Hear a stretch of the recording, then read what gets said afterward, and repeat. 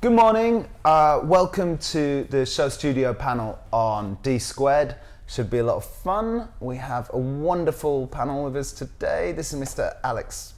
Do you want to do the intro? Yes, my name is Alex Mattsson. I'm a menswear designer, London-based. Been doing my label for 4 years now, and yeah, that's it.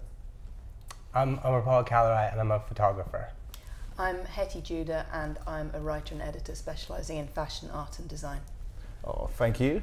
So, so D-Squared, they're quite a strange brand in some ways.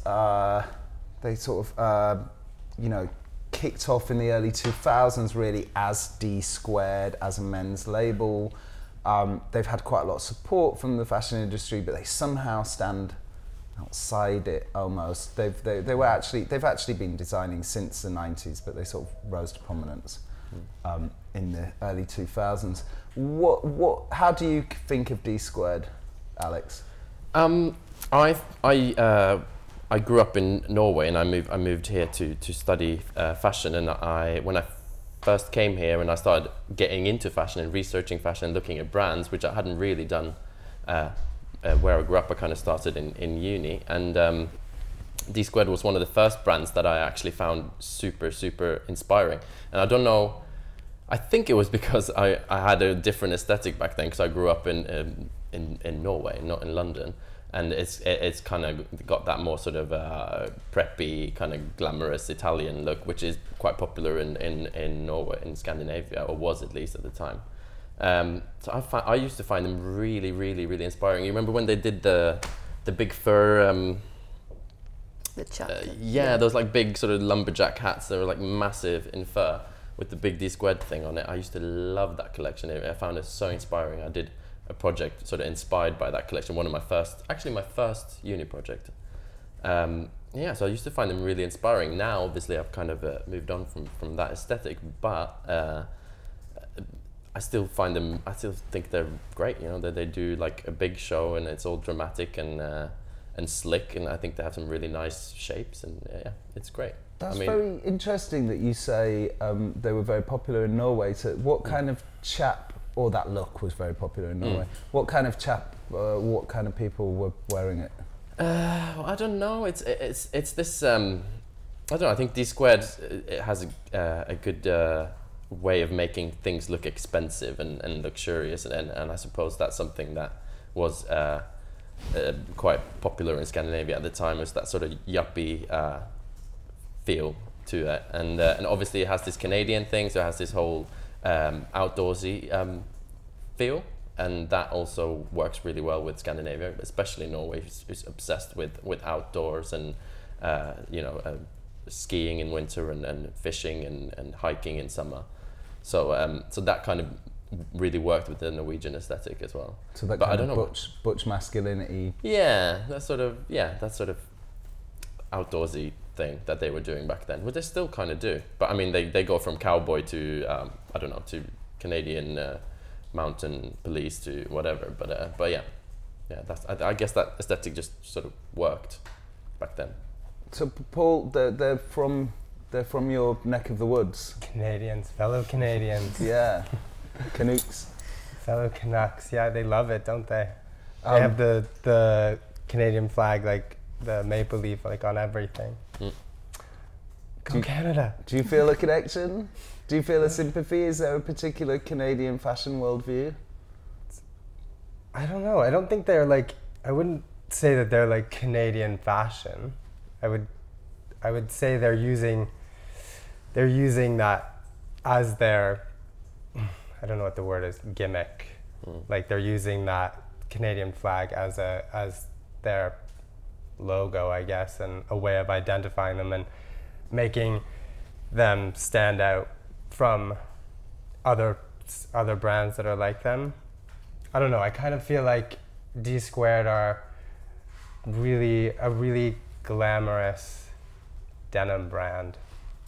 Don't know if that's right, but they sell a lot of distressed denim. Yeah, it's like distressed denim, really like embroidered T-shirts. Because they're a bit circuit party as well, right? Yeah, What's definitely. a circuit party? It's like, well, I had to have this explained because I wasn't really sure. Yeah. But it's basically wealthy, what are called A gays, and sort of, you know, Fire Island, Oh, I get you, Miami okay. Beach. Yeah. You know, Glitter chest. glitter chest. Yeah, you know, those kind of shops in Chelsea where the shorts are really short, and the you know, in Chelsea and New York, not Chelsea, London. Yeah. That kind of thing. Muscles. A bit of Soho vibe. You know, everything looks. You look good. Yeah. You know, everything looks good. Yeah. I get you. But also, I mean, they're Italian too, right? So their dad was an Italian welder, and there was big Canadian Italian. So obviously, I think they're quite Italian as well. Yeah. What do you think of D-Squared overall? Or what's your impression? I think it's quite a fun brand. It definitely has a place within the industry, and it definitely sells a shitload. As a forward-thinking brand and something that's pushing the boundaries of menswear, I don't think it's really going to develop menswear as a whole. I think it's feeding the market perfectly, giving people what they want, consistently delivering well-cut trousers, well-cut jeans, t-shirts, whatever people actually want. But yeah, as an innovator in fashion, I don't so much think they're that market. But it's weird because their shows often look really right. I think often their shows look a bit brighter than maybe their gear. I think with the show aspect, they can really, like I said before, they can really glamorize a pair of jeans or something, and that by making it seem really cowboy themed. But then when you break the pieces down, they're quite staple pieces. I mean, I think that there are like two really interesting dualities in what they're doing. One is to do with, I guess, the image that comes over from the shows and from the promotional videos, which are quite, you know, kind of beefcakey, kind of sometimes veering on kitsch. You know, and there's always a little bit of flash of penis just about to happen at any second. And, you know, and so it's all quite knowing, and so it maybe is selling to that group that you were talking about. And then the other side is just a kind of straight machismo that then does appeal to people buying it in Moscow, where they've got huge shops, in Istanbul you were talking about. And that also then I think echoes this kind of interesting north-south divide, where when I was looking at a lot of their stuff, I was really thinking of it as being quite a kind of Mediterranean vibe, so with, you know, quite bright colours, tight suits, that kind of sneaker and slightly kind of, you know, pulled in look. And then there is also that kind of whole where they present themselves with the kind of, you know, the wood and the antlers and the whole kind of Canadian vibe to their shops. Depends on spring, summer, autumn, winter, right? It seems maybe. Well, it's almost like north and preppy imagined through the south, because yeah, the shops are in Capri, in Istanbul, in Kiev. Kiev's always quite a funny one because it's like Rick Owens sells really well there, Damir Doma sells really well there, but also D-Squared, obviously, because, you know, they don't have a store here, but they have one there. So it's quite. Yeah. I mean, you can see with that projection that actually, you know, somewhere like, for example, Brazil is going to be the next market for them, as opposed to going to London or New York. I mean, it's definitely a kind of body conscious, as you say, fun kind of party scene kind of vibe, isn't it? Yeah. But it's funny to think about where they sell as well, because this is like the one higher end fashion brand that I see being sold at independent shops in Soho. Yes. And independent shops in Covent Garden. Yeah, there's a couple shops that I've seen it and been like, that's weird. They're carrying D-Squared alongside like leather. And it's not cheap Rough either. skin jeans. Really, I was really surprised by how expensive it was. Yeah. Yeah, it's very expensive. Because when you look at their catwalk shows, to me it reminds me of that kind of 1990s diesel vibe when it was being shot by exactly. David LaChapelle. And I asking friends about it, and they said no, it's like way off the scale in terms of price. So it's Well, like, of course, it's owned by Diesel. well, exactly. So I was thinking it was quite a kind of, like the grown-up brand of that, but it's like £300 jeans, just a logo T-shirt's over £100. I mean, it's it's very expensive. Yeah. Do they sell in Canada? Or is it too close to home? The aesthetic is too... I think they might sell it, at a couple of shops. They do? I think there's a difference between where they sell the fun stuff and where they sell more of the more of the kind of suits, and so I presume where they've got stores, they're selling everything, and then like you were saying, in those kind of shops in Soho and the kind of shops in Chelsea, then they're selling the swimwear and the jeans and the T-shirts and the kind of that kind of thing. They're quite funny twosome. They're one's married to an optician, because I interviewed them a long time ago, because some people do wonder whether they're married to each other. Yeah. It's a weird dynamic, isn't it? It's a weird dynamic. But one's married to an optician. I can't remember who the other one's with. But yeah, they're a funny twosome. And I was doing some research on them the other day, and they had a radio station, a radio show. But I don't know what they were playing, but people were quite... I think it's quite interesting because some people were quite sort of appalled because it was a dance music radio show, and they were like, these guys are too camp. Was this before they started their label? Or? No, this was in 2009. Oh, okay. Yeah. And it's like, well, dance music is from camp, surely. Yeah. But they're real salesmen, the kind of level of sophistication in the video content they put out and their adverts and just the whole image they create and really promoting themselves as a vision of the brand, which is kind of interesting because they're kind of, little guys in glasses. They're not big, kind of pumped up guys, but they're very much visible in their advertising and on their shows and as part of the image. And they've got Dean and Dan written on the T-shirts, so they're clearly very good business people. Well, and they're very hooked up with showbiz. So I think one of their kind of seminal moments was doing old Madonna's, is it Drowned World? Yeah. So they did like 200 outfits for that tour. Jeez. And they were very much part of that moment in Madonna around 2000. They were known for dressing Justin Timberlake, for Christina Aguilera. They've made an outfit for Beyonce. So they're very into that, and I think it's quite nice that they're just like, they're not emo, and they don't want to be emo. Yeah, it's all happy and fun and sexy, basically, isn't it? Yeah, and I think that's their kind of philosophy on it. I remember when I went to interview them, I was kind of terrified. I thought, oh no, they might hate me because like they'll probably be bored of me trying to like read stuff into stuff, and but we had an absolute riot. Like, it was absolutely lovely. They were lovely people to interview. And that's interesting as well. It's like maybe their clothes and their brand, it's not meant to, you're not meant to read into it. It's just what it is. It's fun clothing. Well, they sort of remind me of this Barbara Windsor kind of worldview. Like this very kind of like,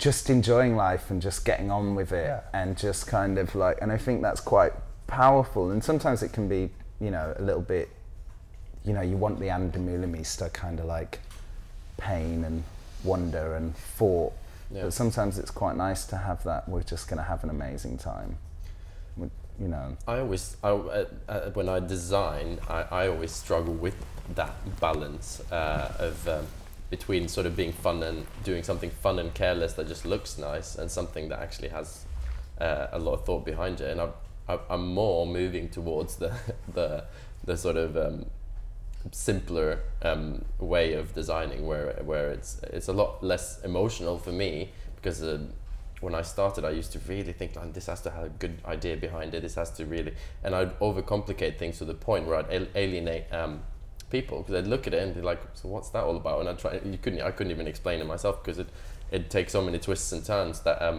you'd end up with a really strange product. But once I started sort of letting go of that and thinking more about, designing something that looks nice with a good inspiration and research, of course, but leave it at that, I found it really nice. Well, it's quite like, you know, psychologists are obsessed with this idea of self-sabotage, you know, that people are walking around constantly, like, overthinking everything, and that's why they don't get anything done, and they're constantly telling themselves that, you know, putting moral barriers in the way of doing things, and they're sort of like the opposite of that. Like Exactly, yeah.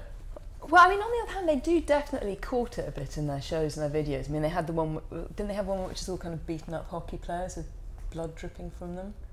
Oh, I don't know. I saw the... That was a few years ago. And then they had they've got the prison one that they did a couple of seasons well, ago. it was also last season, Madhouse. Yeah, so yes, I was going to say, so it's somebody with the, what do you call it, straight jacket on. Yeah. So they definitely, you know, That's they true, do push it a bit, actually. But are they not just sort of slightly It's all fairground type caricature, gay S&M yeah. fantasies? It's a bit silly. I couldn't tell you. I think they sort of... No, I assume that was kind of, there was some kind of Jean Genet kind of thing going on. It's like Jeremy Meeks, isn't it? He should have been the star of that show. He will be next. Yeah, he will be next season. Yeah, he's mega D-squared. It's also very Stephen Klein, isn't it? Sort of men in supermodels in white pants in a prison.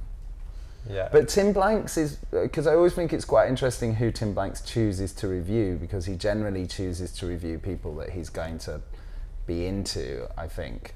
And he seems to always write their review, and he seems to always give them a glowing report. And I did wonder whether it was because, you know, there was a bit of, because he'd lived in Canada for such a long time, so a bit of unity. But I think he's genuinely into it, which I think, because that's the thing, I think some people think they're not quite of fashion, but I think if you've got Tim Blank's seal of approval, then it is fashion. Yeah. Yeah, I suppose.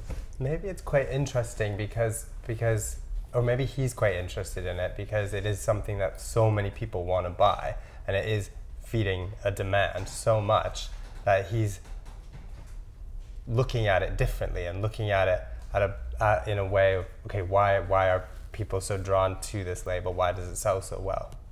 And so he sees it differently. Well, people Yeah. always make the last choice or Yeah. the last word. One thing that I have absolutely no insight at all into is how the clothes actually are on the body. I mean, have any of you actually worn the clothes? Do you know what the cutting's like? Do you know what it's... When I was at Office International, you know, I was up close with a lot of the clothes. I mean, they're generally tighter and much, they look much more serious on the catwalk. Yeah. When you're actually with them, this sort of whole camp and kitsch is Comes through. much Yeah. stronger. You know, there's much more finishing going on the jeans, there's much more finishing going on all the clothes. Yeah. You know, Everything, like the pockets have like distressed, everything's a bit distressed. They're very designed. yeah. Duh. Because on the catwalk, I'm sort of like, actually, generally on the catwalk, I'm like, quite often, I'm like, oh, that's quite clever, I'm quite into that, oh, I quite like that preppy, you know, I can imagine.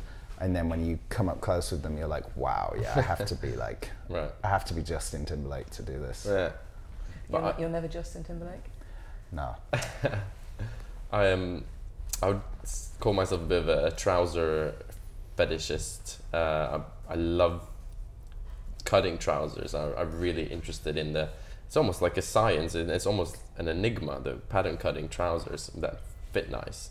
And I'm really jealous of some of their trouser shapes. They're really nice, especially the penitentiary one, with hat. And they also did some, there was a line in that collection where they kind of used this really rough raw denim, and it was not distressed, it was just left as is, and it's just some really nice cuts where I'm super jealous about. Well, it's very difficult. I mean, Tim was talking about how they cut everything so it sits amazingly low on the hip. Yeah. And it's very difficult to have something that sits very low but fits on the butt and around the front. So that's quite an achievement. And I was reading a blog about swimwear, and it was talking about how it was good to wear things low, that actually it looked much more flattering, brought out the whole. So that's because it is interesting, and I think so much of fashion just, you know, I've spoken about this a few times, like it's just ignored that whole thing, you know, the whole kind of bum area, which is like, you know, something that trousers used to do incredibly well. you know, that But was when they were higher up, you mean? Or? Well, yeah, and it's interesting as well how that all moves. So Yeah. like in the 80s, you have this almost like mum bum going on. Boyfriend jeans yeah. type, yeah. I think mum bum is coming back. I really hope Doesn't so. sound- yeah. I don't have much option. Yeah, everywhere. I mean, it's also this other thing about sex in fashion as well. I mean, I was having I think we were having a chat in Business of Fashion the other day about how suddenly that kind of split that exists in, you know, in women's, well, in the kind of world of women's body image between the kind of fashion body and the sexual body is really starting to happen in menswear with men's models as well. So you know, you've got these quite kind of slim, pared down guys that are now the kind of catwalk ideal, but this is very much not. This is the old-fashioned kind of sexy Italian built style. Yeah. body as well. And so they're obviously not kind of, you know, they're not talking to the kind of high fashion world. They're looking very much at a world of people that want to look sexy, that want to look good in the clothes as well, and to present, you know, a good body in a kind of advantageous way. So as you say, to show the bum off a bit and to, you know, flash little bits of hip bone or whatever. And they're very much stereotyping as well. Yeah. Every collection, it seems like it's a stereotype, like you said. Yeah. Stereotype of a Cartoon, cowboy. isn't it? Yeah. Yeah. Of like a 50s rockabilly guy or like a hockey player, a prisoner. It's always a really big stereotype. Yeah, yeah. Like gay fantasies Yeah, A lot always of a big gay fantasy. in one. Although, of label. course, they always tune in. I think that's, you know, we're talking a bit about that with the Dolce thing, or, you know, Ronaldo. You know, they always tune in actually to what a lot of the mainstream of men want to look like. I mean, I remember taking my boyfriend a few years ago to Leeds, and I just had to keep saying tight t-shirts do not mean To that Leeds? guy's gay. Yeah. Yeah. Do not Same make in it- Istanbul as well. Yeah. You know, back then it was like, you know, so there'd be this guy with a tight t-shirt, and this was before the super short hair was fashionable again, right? So he'd be like, who are these men with super short hair and tight t-shirts? And he was getting a bit flirtatious, and I was like, no, they're just Northern Yorkshiremen. Like, Step back. yeah, step back. And I think D-Squared tune into, because for a lot of, we see that as a, you know, I remember Alistair, maybe I shouldn't name the person, but I remember a photographer talking about a very famous high street brand, and he was sort of proposing a certain boy, and they had two strands of boys, and one was for the indie market, and one was for the high street market. And the photographer was saying that the two had been confused, that actually it would work the other way around to the way that they'd seen it, which was interesting. I think. Very strange. Let's look at the show, Let's look at it. the video. Is there a pre-video that we're looking at first? Or? Yes, they've got a sort of special film that they put on the catwalk. So if you guys want, feel Is there free sound? to comment and.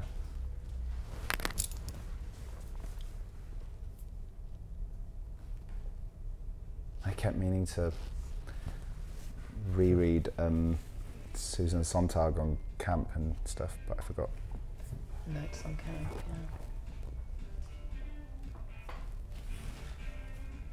Got sexy artists.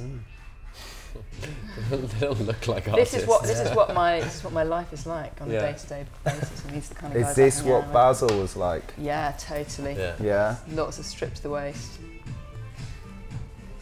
I feel like this could be like, you know, Macaulay Culkin is doing this weird art thing. I feel like Oh, it could be Pizza something Underground. like this. Yeah. Like that could be him, couldn't it? I feel so bad that my fisherman cap just arrived at the Amazon locker at Co-op today. I have had my eye on that for a long time, Yeah. but I just kept forgetting. Well, like a bucket hat. Yeah. Yeah. I made one this season. I'll send you one. Oh, that'll be lovely. Printed one. So we did already see one of the brothers turning up in the video. They are kind of, I don't know who they're playing, Jay Joplin or something. Well, it's Yeah, nice they're that they could wear the clothes and look fantastic in them. You know, They look after themselves though, they really do. they've got good little bodies, and I mean, they must be in their 50s at least. 65 they were born, So, Oh, I thought you said they were 65. I was like, wow, they look really good. So that's 48. I like how it's called stud to studia. I didn't even see that. This shape here. Because my credit's no good. The Liechtenstein What is that? thing. Huh? The Liechtenstein Oh, is it brushstroke. Liechtenstein? Okay, because I keep seeing it. I wonder where it's from. I Okay. felt like The I saw paintbrush stroke. Right, yeah. So it's like a Royal Liechtenstein cartoon brushstroke. Yeah, I gotcha. I felt like I saw something from like Basquiat in there as well. Yeah, it's definitely a reference. A Yeah, reference. sibling did that as well. Oh, really? This season? So No, a there's couple of the hom cliche of today then is the artist, the hot artist. It's Yeah, totally that's- true. Lou came to one of our art review parties and she was astonished by the level of masculine loveliness of the room. Yeah. It's where to go. Well, I've noticed, you sort of notice that, quite often artists, successful artists, are quite easy on the eye. And there may be a correlation there as well. So Yeah. But they need some. I mean, these guys were too clean cut. There was no like, I don't know. They need to be a little bit rougher. I think an artist needs to look like he's suffered a little bit for his art. Not like he's slept This 24 is their hours in milk. stereotype. Well, The artists artist. often Yeah. manage that balance between fashion and masculinity much better than us fashion chaps. You know, like they can do something a little odd and weird Yeah, while still being sort of dirty enough. yeah. So But it's these really- guys weren't yeah. dirty enough. It's funny you mentioned the Pizza Underground because this is Lou Reed underneath, isn't it? Yeah. Kind of a mix of. So they're definitely doing some kind of Warhol factory Basquiat Yeah. kind Yeah. of thing going on. So you were right in there with your Macaulay Culkin reference. So these are cool trousers. That's a nice cut. I mean, they're a bit too low actually. That's a difficult. To me, that looks like a difficult cut to wear. But I mean, I'm not a. I grew up with this. I mean, Yeah. I grew up. My generation grew up with sagging jeans. Yeah. You know. But it's the kind of. But it's more Yeah. the kind of. Then they're cropped as well, which makes it quite. Well, that's Difficult. yeah. Yeah. See, like I look at these looks and I just think they're really like accessible looks, really Yeah. easy to buy into, Yeah. really easy to wear. Great fabrics always, and they look. It looks like so crisp, almost like it's made to the model. Probably is. Would at this level they'd fit stuff to the model? Would they, or would they be off the peg? Do they do that still? In women's wear they do that, I right? think normally your casting is 2 weeks before, or a They week just do before. fittings. Yeah. Is that a all-in-one? Yeah. See, when I look at it here, I'm like, when I look at it in its whole Yeah. concept, I like it. Yeah, that And then- happens to me. And then when you break it down, it's a bit more difficult, I think. Yeah, I think that's very common with their shows. Yeah. You know, at Like this stage, you can be like, oh, some of this is great. Yeah, they are amazing at doing that. Their whole image, their whole vibe for the season. It's great to see them using black models in Italy, which is Well, they been an did the issue. whole black guy show, didn't they? They did the jazz Right. one. Yeah. Yeah. Yeah, I think Dsquared seem really like they seem really good with having diverse shows. Yeah. But I think they sell in not necessarily the classic fashion sense as well. They've got a lot of stores in China, for example. Yeah. But They've yes, got some no, kind of it's- fake tan going on purpose, or like over tan. They look. He looked very like quite sprayed in the fake face. bake. Yeah. They're like they've been airbrushed or something. I like that fake bake. Yeah. Right? Look at him. That's not Yeah. his. That's something's going on there. Too much bronzer. It's really interesting that you mentioned the cut low on the hip as well, because it's something. Yeah. This is actually quite. I mean, Well, I would really, wear. I could wear these trousers this low, but that would even for me. I'd when designing, that would be a bit of a push for me. I think that they're slightly too low. And for a brand this commercial, which doesn't even aim itself at say streetwear or urban-y streetwear, it's quite a big, a bold move, bold cut. They seem to have abandoned the whole artist idea fairly early on. They did a couple of themed T-shirts. Yeah. Love the shoes.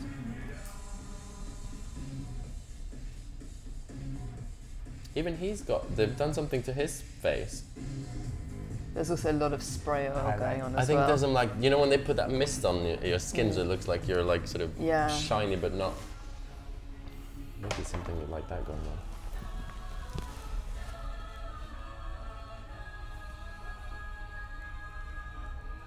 And then the casual guy at the back just standing in his swim trunks. It's like a bro, Standard. beach bro. Yeah, they are quite orange, aren't they? Yeah, they really are. Going with the jacket there. Yeah, which they do a lot of orange, season through season. Yeah. Yay. So what's this print? This is a camo, Oh, it's a... gay camo. For Soho.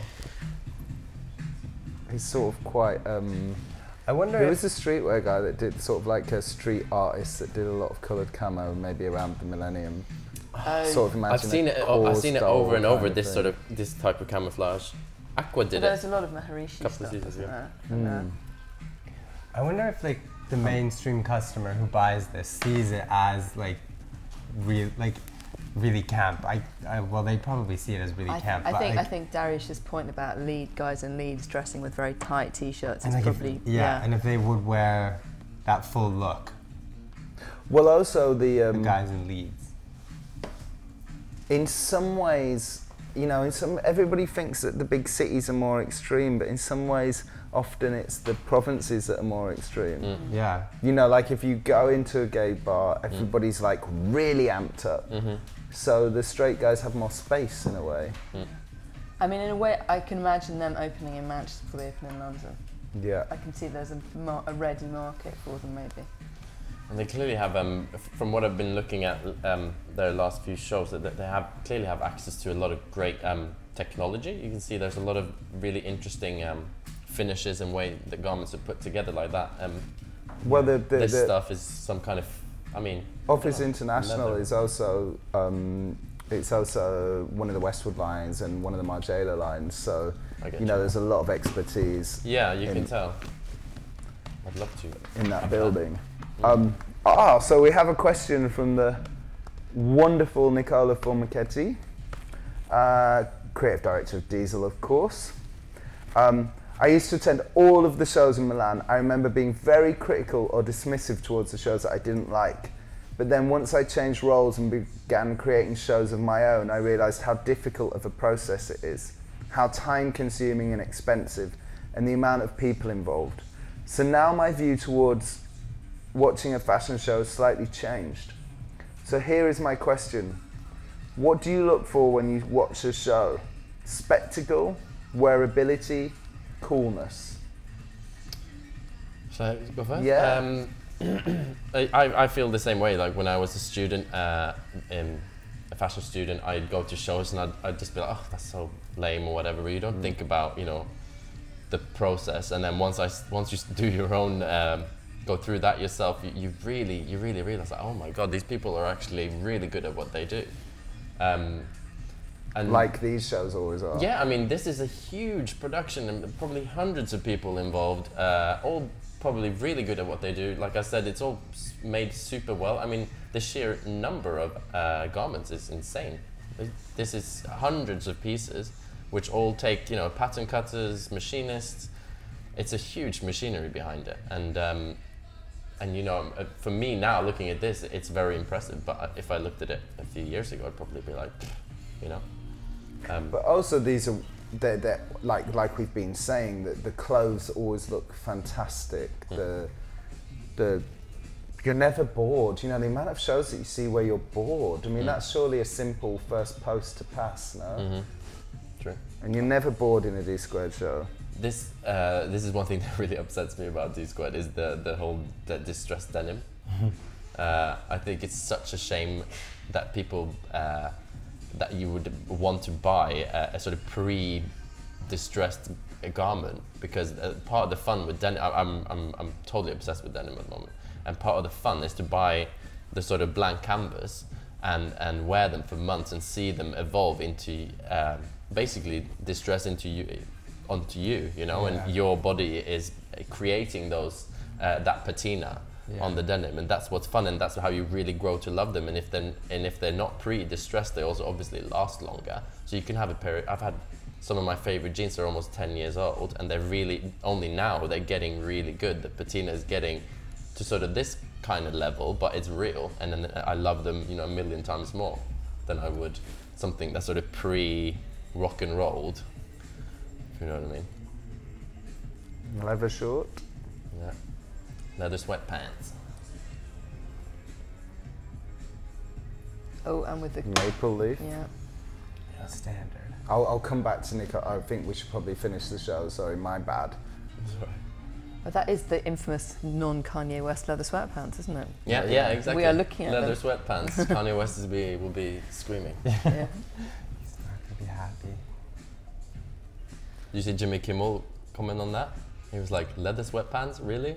Like, how does Just how the does words that make leather and sense? sweat together. Yeah, and the- actually yeah, the word exactly, pants in there leather as well. sweatpants. It's like, The No, but word you know, is one of the things I oxymoron. spent huge amounts of time thinking about was like, you know, what would the ideal wardrobe be?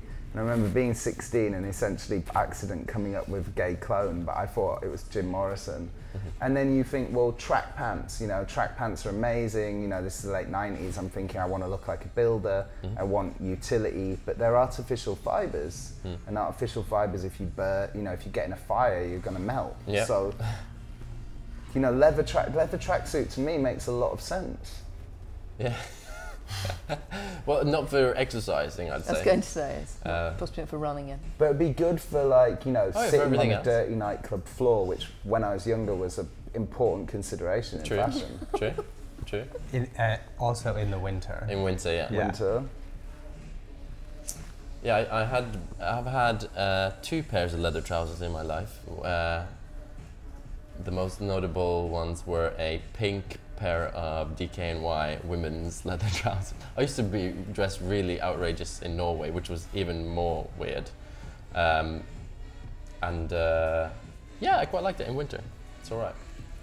In summer, Something else I just noticed as well, it's like, have we seen fluoro pieces like all over Men's Fashion Week? no.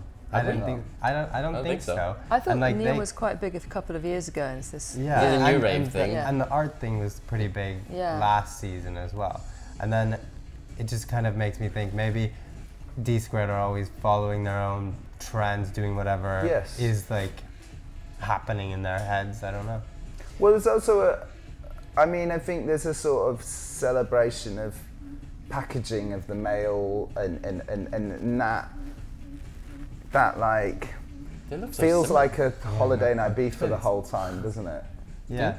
You know, in the way that you're not thinking about responsibilities and I feel like everyone else in menswear right now is doing, like not everyone, but I see a big trend of 70s happening, and you don't see it here.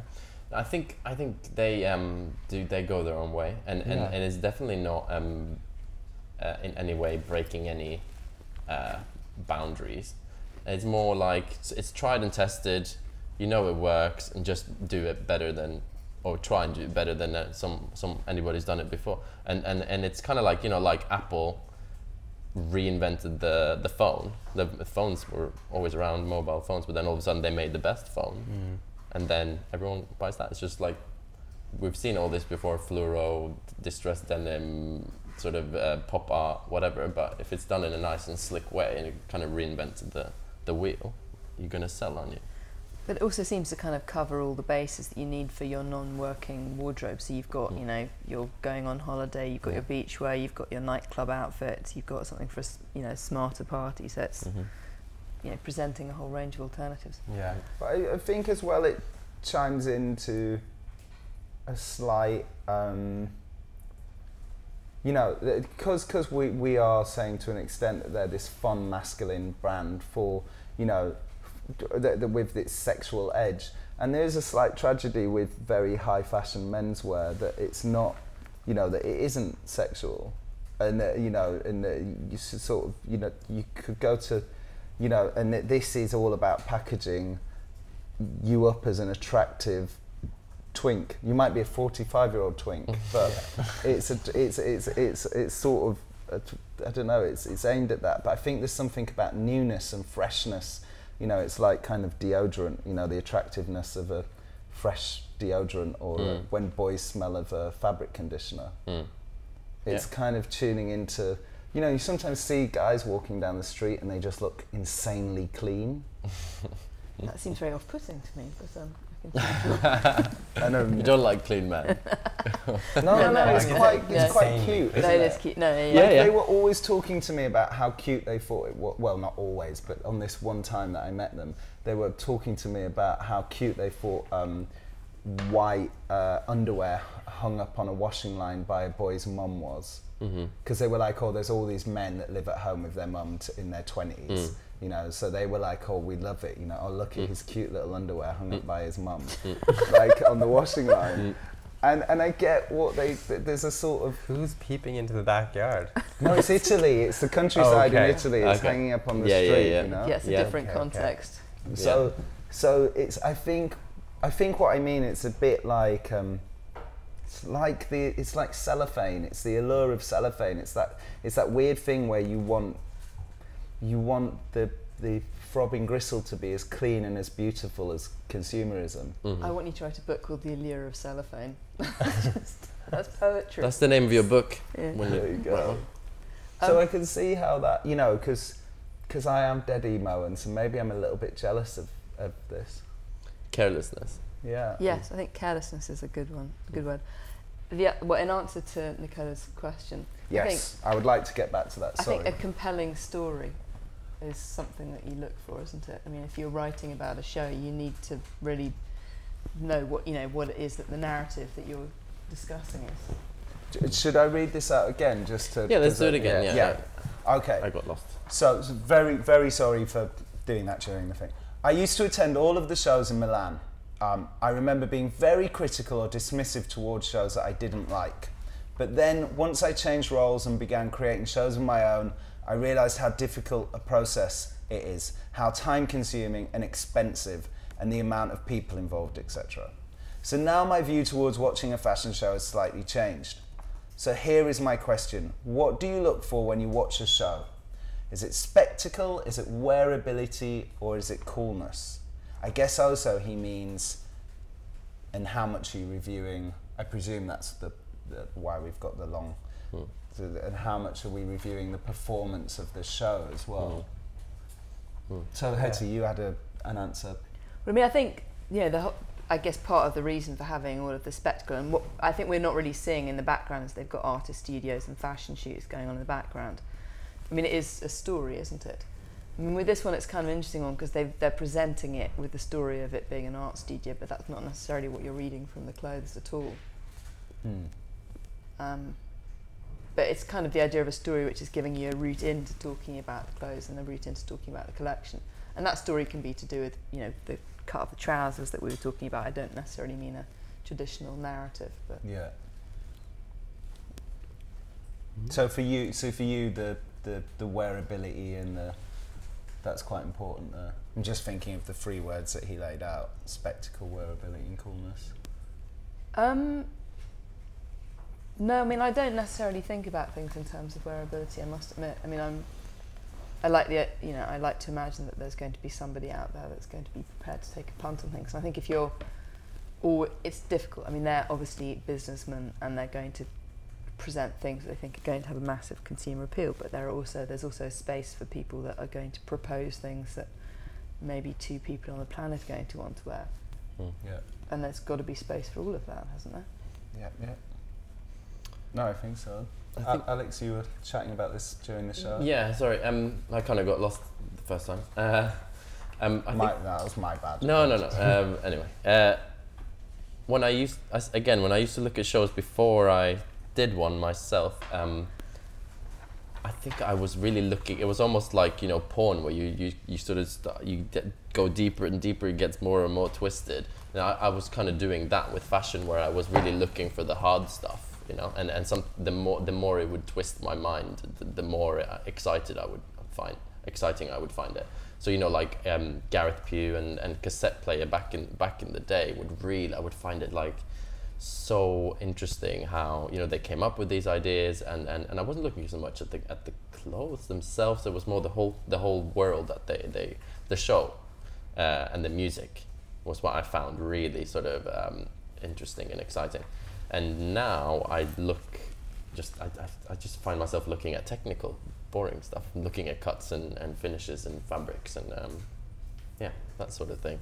I've changed in this similar way to what Nicola says. Now it's more, I look at individual garments and also the whole production. Obviously, I aspire to create something that looks slick and professional.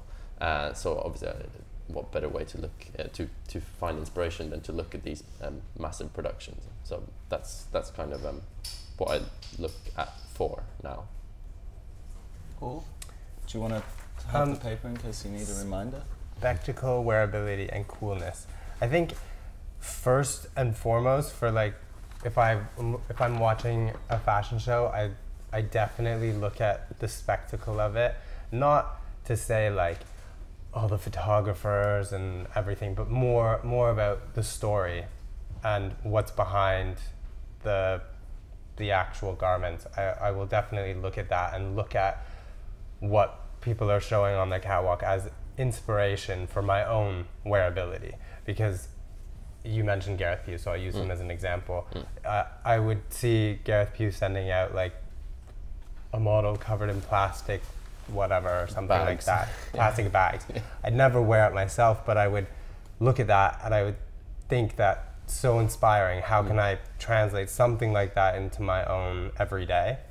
Whereas with this kind of show, I look at it and I see it, it's not very aspirational for me because it's quite cookie cutter looks. Like I would put that together myself.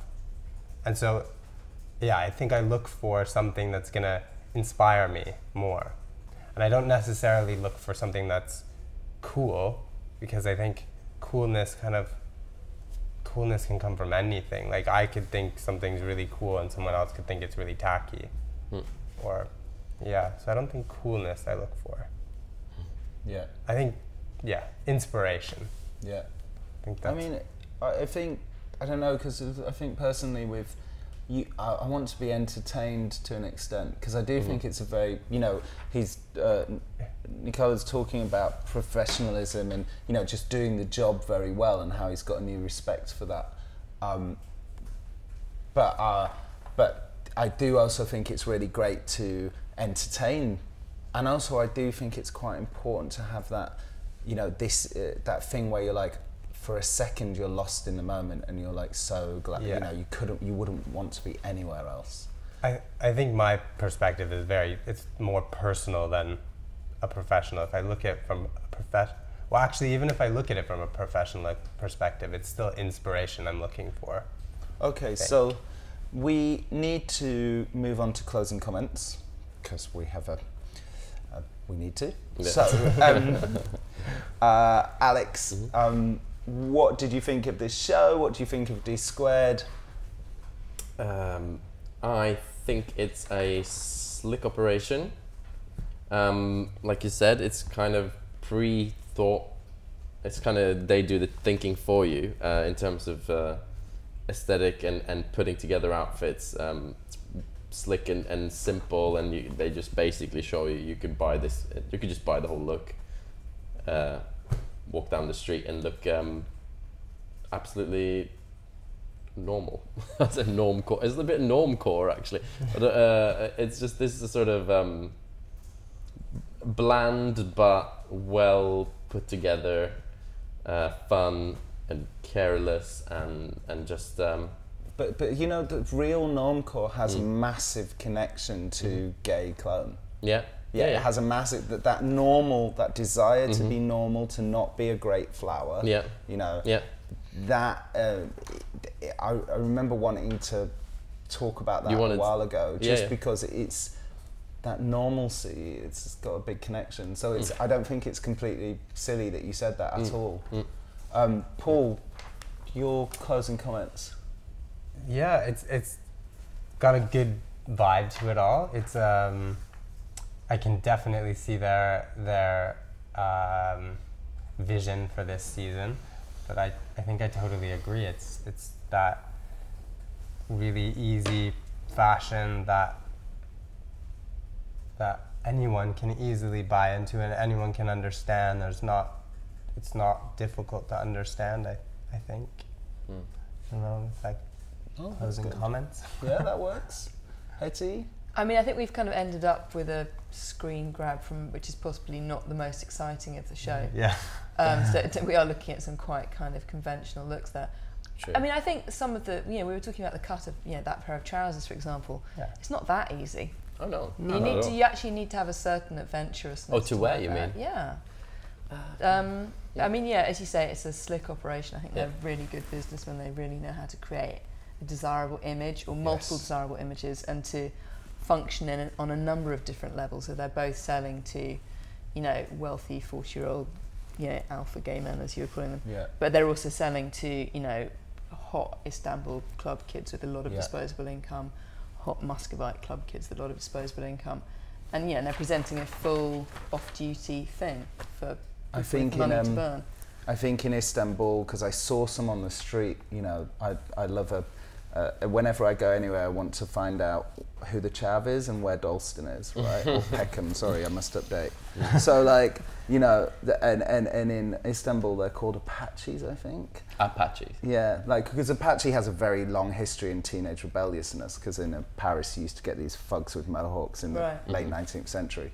And they do dress probably on a budget version of Dsquared2. Like the kind of shaved football hairdo. Yeah. The kind of Galatasaray fans. Yeah. So that is interesting, but it's obviously, I doubt very much it's actual Dsquared2. But that kind of goes right up, and then you've got the kind of top Maganda guys in Istanbul who are the kind of big, worked out, shaved heads, kind of rich guys with the gold jewellery. I imagine they'd be going for that. Yeah. I've heard about this nightclub in Bodrum that apparently has a big retractable glass roof, and there you go. Imagine there's lasers and there's this would go down cocktails. a bundle in Istanbul nightlife and Bodrum nightlife. Wow, I want to go there. Yeah. Like trance you have to have and your lasers. own private yacht, so they have your waterfront access. Oh right. Let's do it. Something to aspire to. That's where we're wearing Dsquared2. That's the fantasy. On a yacht in Istanbul. With hot sunglasses. Thank you very much, guys. Thank you. Thank you. Thank you.